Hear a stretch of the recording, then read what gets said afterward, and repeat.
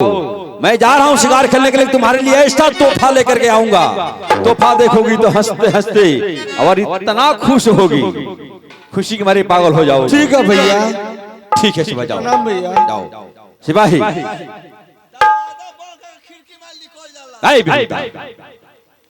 क्या बोल रहा है? दरवाजा भीतर से बंद कर दिया। चल चल रास्ता कटेगा कैसे?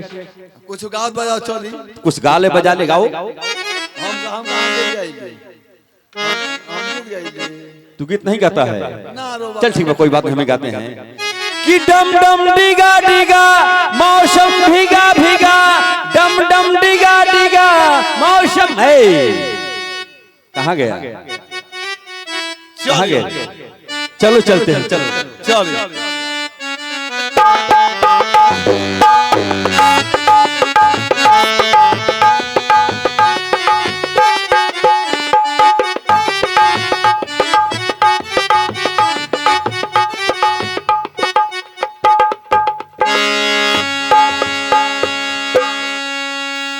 कि केहू बुरा न होला, वक्त बुरा करेला, केहू बुरा न होला, वक्त बुरा करेला, केहू बुरा न होला।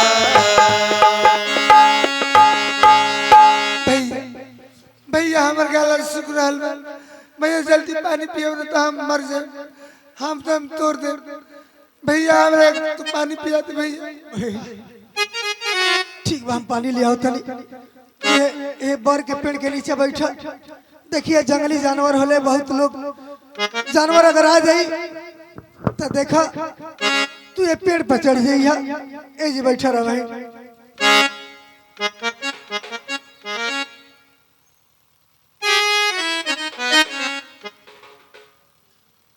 हे प्रभु, हे कन्हैया, अब तू ही सहारा बड़ा हमारा बहन के। अरे दौरा दौरा लक्ष्मी के सैया तो घेरल बा मुदैया, भला होरा सोहरी सोहरी पार पैया, सोहरी सोहरी पार पैया तो होई ता सोहैया भलेरा।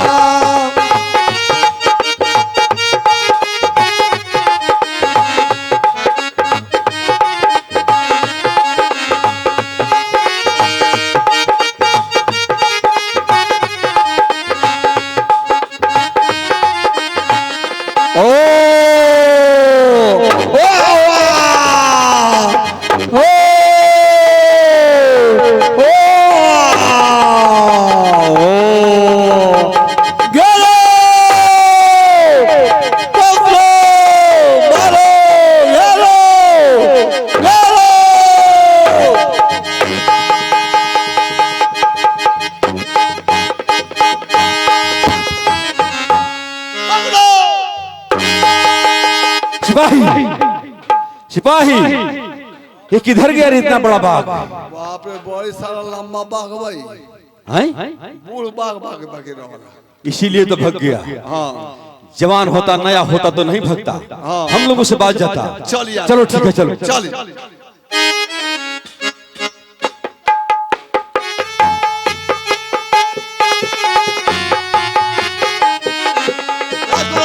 क्या है?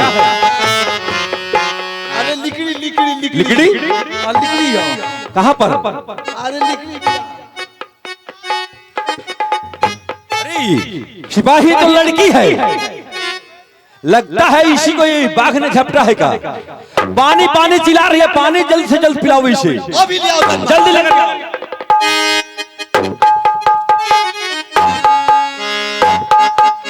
सतुई मिला दी, सतुई मिलाएगा। सौर की ना। अरे जल्दी पिलाओ, इससे सादा पानी पिलाओ, सादा पानी को दरकार है इसे।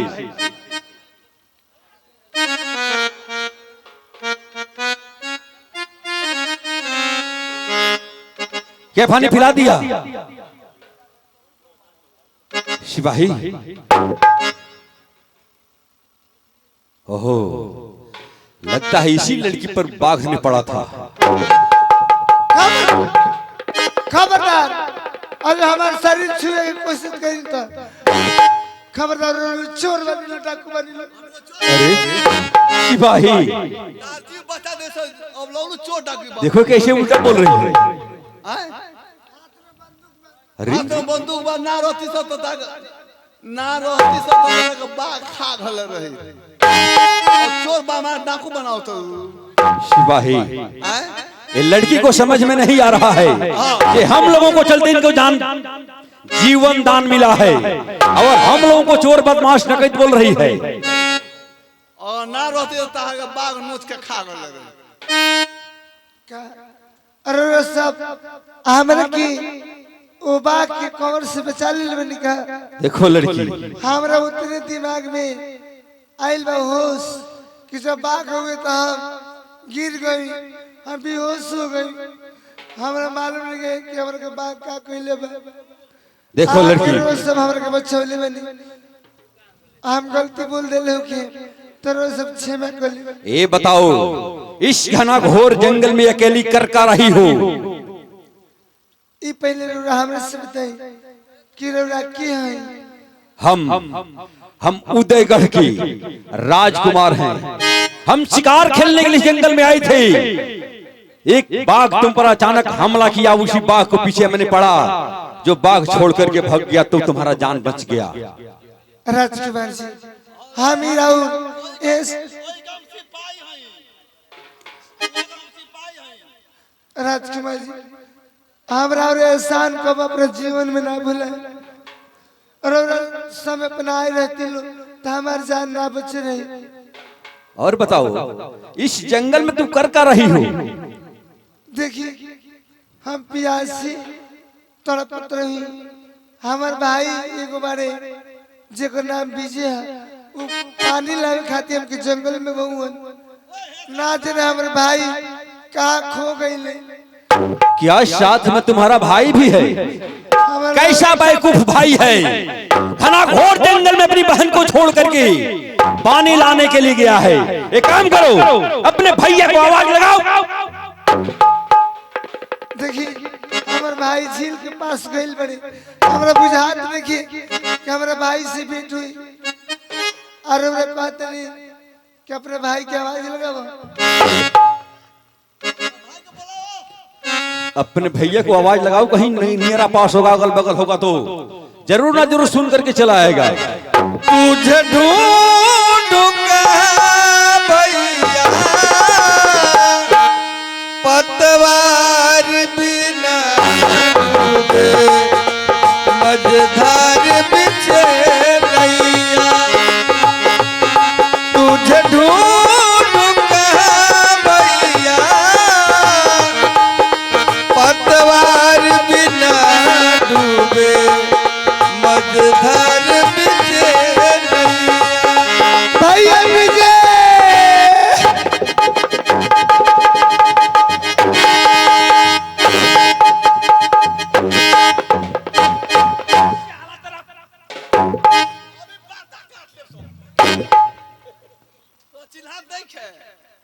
राजकुमार जी, हमारे भैया की गलती के रोज क्षमा कर दी। हम अपने भाई को समझा देते। हमारे भैया, तूने एक राजकुमार के गिरबान पर हाथ डाल करके तूने धक्का मारा। भाई भाई, यहाँ में कोनो गलती नहीं है, दोस्त बा। यहाँ के तरह बहन की बहुत रक्षा देले बनी। तू पानी लाओगे हुआ तारा गईले के बाद से बाघ हुई, बाघ के देख के हम गिर गई। उस समय पाक के यहाँ के हमरा के बाघ से बचौले बनी। भैया हमरा के जीवन दान देले बनी। यहाँ के निर्दोष बनी, यहाँ में कोई दोष बाना। राजकुमार बाबू, हमारा बुझाइल के हमार बहन जंगल में अकेले बड़ी थे कि शिकारी हुई, छड़खानी करते हुई से हाथ उठा दनी है। हमरा को माफ कर दी। कोई काम करने से पहले सोच लिया जाता है।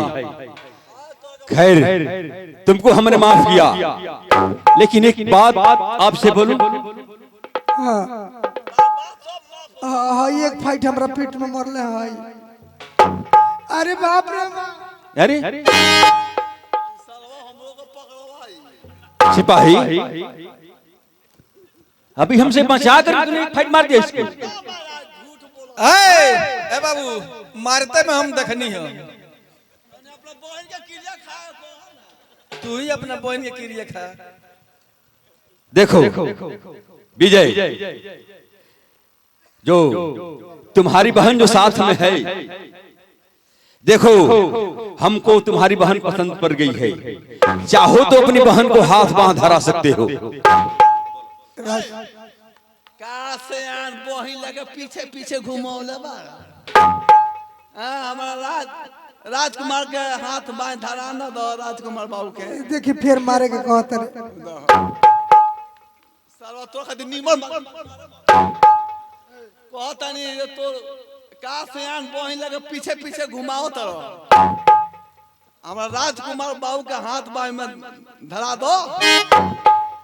देखिए राजकुमार बाबू, हमने के दर दर भटके वाला भिख मांगा आदमी और वही वो राज के राजा है। इस संबंध बराबरी में होला।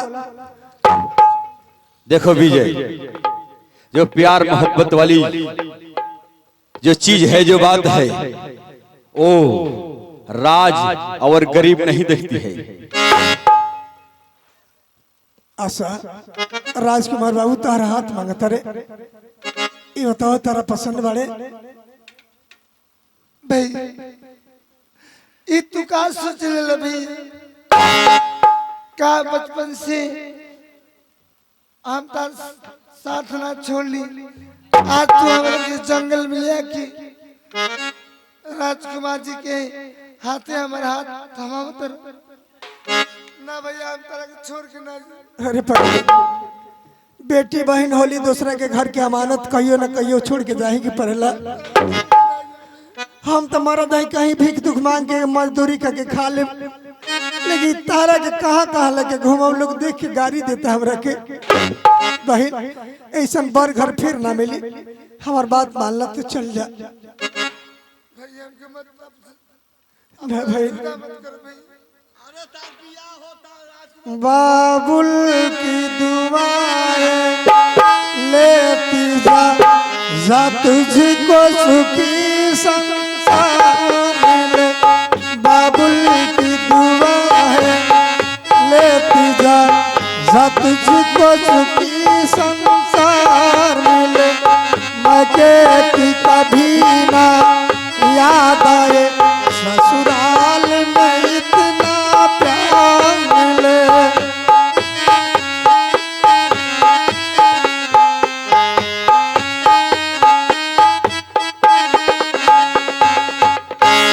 राजकुमार बाबू, हाँ बोलो।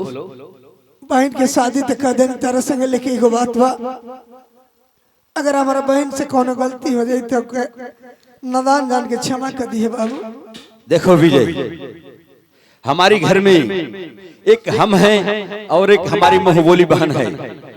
बस हम लोग दो ही आदमी हैं और तुम्हारी बहन, बस 3 मूर्ति हम लोग हैं। कोई घबराने की कोई बात नहीं। आज हमारा हाथ में तरह के देवे खातिर कुछ भाना बहन, बेटी के विदाई होला तो जरूर कुछ न कुछ दिया जाला बहन। लेकिन हम तरह से हाथ जुड़ के कहते नहीं, आज के 5वां रोज फिर रक्षाबंधन पड़ी। 5 दिन केहू के यहाँ जाके मजदूरी करके तरह खातिर एगो साड़ी लेके आए। अरे विजय, ये क्या कह रहे? रक्षाबंधन के दिन की बात बतियाते हो? हमने तो तुमको आज ही लेकर के साथ हम चलना चाहते हैं। राजकुमार बाबू, खाली हाथ अपना बहन के संग हम नहीं जा सकते। कन्यादान होला तो जरूर अपना हाथ से कुछ न कुछ देवे के पड़ेला। और नहीं यार महीना छूटे लाल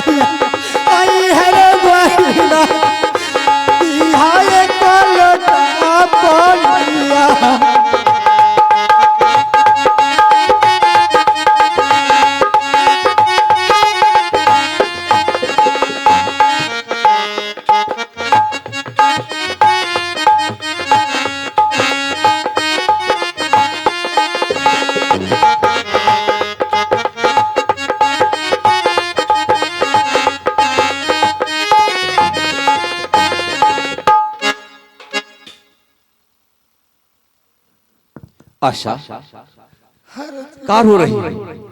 राजकुमार जी हमें से रो रहल बनी कि हमार भाई हमारे साथ छोड़ के चल गए। अरे हमारा भाई की देखभाल करी। आशा, जिसका कोई नहीं होता उसका भगवान होता है। तुम्हारी भैया 5 रोज के बाद बोले हैं आने के लिए, आएंगे तो हम लोग रख लेंगे अपने राज में, उसको फिर नहीं जाने देंगे हम लोग।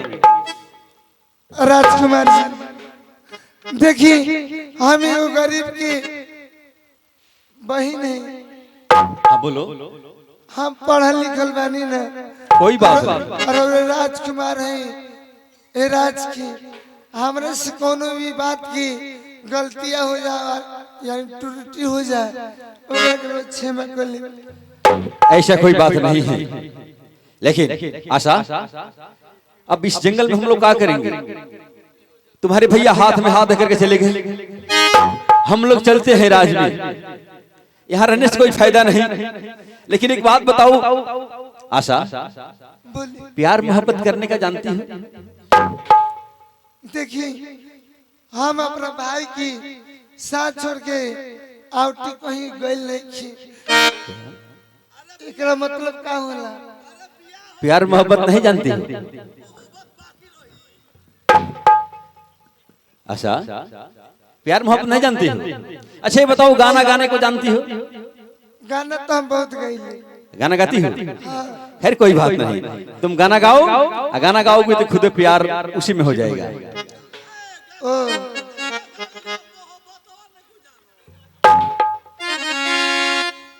यानी रोरा कहे के मतलब जौन गाना होला ओई में ओकर एक्शन कर हाँ हाँ हाँ हाँ हाँ हाँ, ओई के प्यार कहले उसी को प्यार कहते हैं। हमें ढंग नहीं तो हम के सिखाते। हाँ हाँ सिखा देंगे हम, क्यों नहीं सिखाएंगे? अब नहीं सिखाएंगे तो कब सिखाएंगे? चलो गाना शुरू करो। प्यारी कभी